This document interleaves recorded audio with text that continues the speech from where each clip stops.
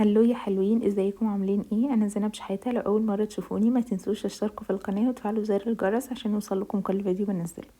النهارده بقى هنعمل الجلاش الاساور التحفه ده. ممكن تقولوا عليه جلاش او بقلاوه، بجد هو خطير، ويعني الوصفه بتاعته سهله قوي. وكمان تحضر بجد 5 دقايق. نعمل جلاش اساور محشي شوكليت صوص، شوكليت سهل جدا وسريع. كمان هنعمل الترند السهل قوي ده، هنعمل جلاش مراوح، بجد مفيش اسهل منه. بعد الفطار كده يعني عامله لكم فيديو تقوموا تحلوا بعد الفطار، تعملوا الحلويات دي بعد الفطار. مش هنقف كتير في المطبخ قبل الفطار بقى والزحمه وكده، لا بعد الفطار هنعملها بجد في نص ساعه. جلاش المروحه ده بجد خطير، ترند وحقيقي، يعني اديه 10/10 لانه سهل وطعمه حلو ومقرمش وخفيف جدا. اول حاجه هنعمل معانا الشربات او السيرب بتاع الجلاش اللي هستخدمه. عموما السيرب بتاع الجلاش مش بيكون تقيل خالص ولا بيكون خفيف. فانا هضيف 1.5 كوباية من السكر وكوباية من المية، وبدون تقليب ولا اي حاجه هحطه على النار. واول ما يغلي بالظبط 3 دقايق كده هروح ضايفه عليه نص عصره ليمونه، وبعدين هحطه على النار تاني دقيقتين بالظبط وهطفي عليه. بعدين بقى هجيب الجلاش بتاعي المفروض ان هو بيكون مستطيل، يعني بنجيبه جاهز مستطيل كده، بس مستطيل كبير. انا هاجي من النص وهقسمه، هخليه مستطيل بس صغير شويه، يعني اضيق شويه مش واسع قوي. تمام، وهحطهم على بعض بقى. وعاوزه اقول لكم ان الجلاش واحنا بنستخدمه لازم نكون مغطيينه. تمام، انا ما كنتش واخده كل الكميه. وبعدين الطريقة بقى ازاي، هجيب العصاية او الخلة بتاعة الكفتة، مش بتاعة الشيش طاووق. ممكن لو بتاعة الشيش طاووق اللي هي الرفيعة، تحطوا 3 مع بعض كده وتحطوا وتلفوا عليها الجلاش زي ما انا لفيته. وما تكونش وانتوا بتلفوا الجلاش تكون اللفة ماسكة قوي، لا خلوها يعني خفيفة كده ويعني مفرودة شوية، ماشي، ما تخلوهاش ضيقة علشان تكشكش معاكم. بتكشكش وبعدين بتلفوها كده وتروحوا قافلينها. هي مش بتقفل قوي، بس اهم حاجة وانتوا جايين تحطوها في الصاج او في الصينية تزنقوها على بعض وتحطوا الفتحة دي او القفلة دي علشان ما تفتحش الفرن.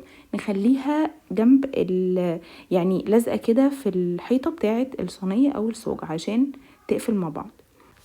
الستيك اللي انا استخدمتها دي انا بستخدمها للكفته، يعني بشوي عليها الكفته، فالسمك بتاعها بيكون تخين شويه. هتلاقوها عادي عند في المحلات يعني. عموما لو ما لقيتهاش هاتوا 3 من اللي هم بتوع الشيش طاووق، تقدروا يعني تعملوا عليها الطريقه دي.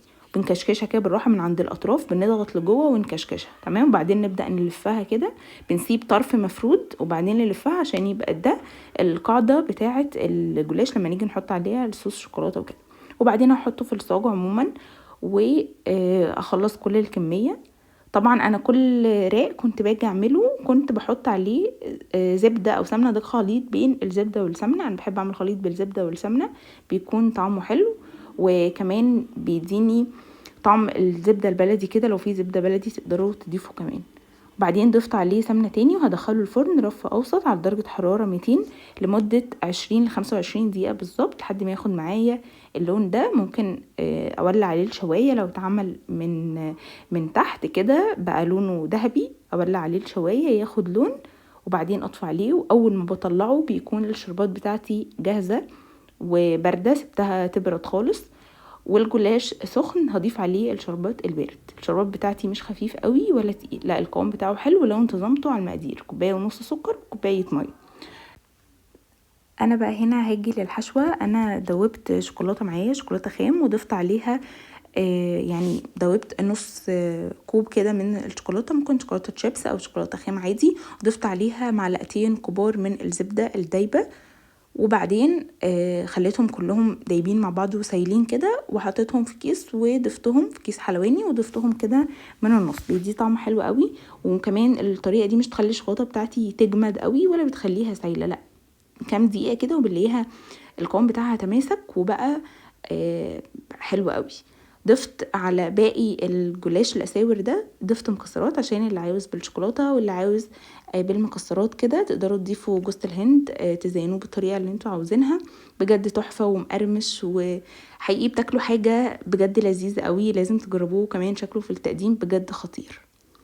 طيب نيجي بقى على الخطوة التانية او الوصفة التانية، وهو الجلاش المروح. بجد سهل قوي وحقيقي يعني يمكن اسهل من الاساور اللي احنا لسه قايلين عليه سهل ده. في دقايق كده بيتحضر وبيكون بجد مقرمش ولذيذ قوي. اول حاجة معايا هنا الجلاش بتاعي زي ما احنا هنجيبه جاهز كده، وبعدين بضيف عليه السمنة، تمام، السمنة الدايبة او الزبدة، بديله مسحة كده بالفرشة. وبعدين هاجي الورقة بتاعتي هقسمها ل3، هتشوفوا كده بنفس الطريقة هقسمها ل3. وبعدين هقطع الشريط اللي انا عملته ده، هقطعه ل3 مكعبات بالمقص بالسكينة زي ما انتوا حابين، بس هقطعه 3 مكعبات. وعارفين بقى شكل المروحة اللي احنا كنا بنعمله بجد زمان واحنا صغيرين ده، لما بنيجي نعمل المروحة واحدة كده واحدة كده، يعني هنتني مرة الناحية دي ومرة الناحية دي، سهلة قوي. حتى انتوا لو مش متخيلين او مش فاهمين الطريقة من الكلام، الصورة والفيديو بيوضح، وبجد سهلة قوي. يعني اول ما تعملوا واحدة والتانية هتلاقوا الموضوع معاكم سهل. وبعدين هنتنيه كده وهنجيب خالة السنان الخشب، وبعدين يعني هنقفل بيها كده علشان بس في الفرن ما تفتحش معانا وتفرد معانا والشكل يبوظ خالص. عامل كمان واحدة، بنتني واحدة من مرة الناحية دي ومرة الناحية دي، سهل خالص بجد وبيتحضر في دقايق. وبعدين هتنيها وبرضو بالخلة الخشب كده، يعني هقفل بيه وهفرد بقى الشكل كده، هعمله شكل المروحة بالظبط. دي كمان واحدة عشان اللي مش فاهم قوي يشوفها. تقدروا كمان تشغلوا الفيديو وانتوا بتحضروا الوصفة وان شاء الله تظبط معاكم، بجد سهلة. هضيف برضو الخلة كده، وبكده يكون عموما الجلاش خلص معايا. برصه بقى في الصينية بتاعتي او في الصاج اللي هخبز فيه، وكده كانت الكمية كلها جهزت معايا. هضيف برضو مسحة كده على كل واحدة من السمنة او الزبدة. هدهن كل الكمية بقى بالزبدة او السمنة الدايبة بتاعتي كده، علشان لما تدخل الفرن تاخد لون ذهبي ويبقى الوش بتاعها شكله حلو كده. وبعدين هدخله الفرن رف اوسط على درجة حرارة 200 برضو لمدة حوالي 20-25 دقيقة ياخد معايا اللون ده. وخلوا بالكم من ده لان ده اخف من التاني، فممكن ياخد لون اسرع من الجلاش الاساور اللي احنا لسه عاملينه. واول ما يطلع نفس الشربات ونفس السيرب برضو هضيف عليه كده حاجة بسيطة، لان انا مش عاوزة السكر بتاعه يكون يعني كتير اوي. طبعا لو انتوا حابين ان الموضوع يبقى او هو يبقى مسكر شوية تقدروا تكتروا السيرب وكمان تسيبوه وقت اكتر، لكن انا خلصت وشلته على طول من الصاج بتاعي. هنا دوبت شوكولات، تمام، بس هنا شوكولاتة خام عادي، دوبتها بس وحطيت عليها زبدة، معلقتين زبدة كده، ونزلتها كده في جوزة الهند او في المكسرات، او ممكن تسيبوها كده لوحدها. انا عملت بصراحة كل الاسباق، يعني سبتها سادة وعملتها بالشوكولاتة وبجوز الهند وعملتها بالمكسرات علشان ترضي كل الاذواق، وبجد كانت خطيرة. كله يعني البيت كله عجبه الطريقة، وبصراحة كانت حلوة قوي.